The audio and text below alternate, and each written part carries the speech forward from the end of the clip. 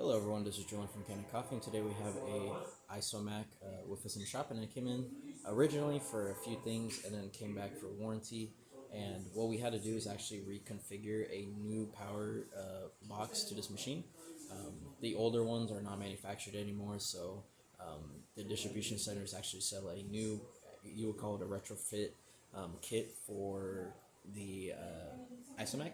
Of course, the older ones going into newer ones. And yeah, we had to do a lot of rewiring um, for the board just because it's built different.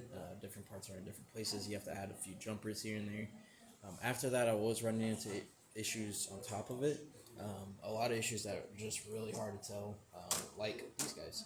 Um, your brew switch or your power switch actually was leaking power into the machine when it shouldn't, so it short the machine.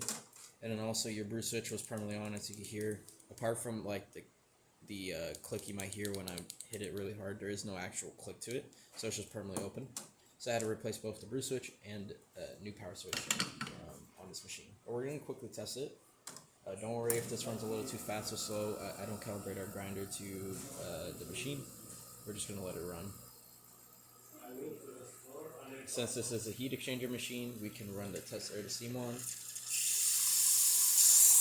really well with that new added power board. Everything's running nice. We're going to turn off the shop just so we can have a little bit more space. And then we're going to quickly just test the hot water tap. And as you can see, all is working good. And that's about it for this repair. If you like this video or any of our other repairs on our channel, leave a like, subscribe, and hit the bell. Thanks for watching.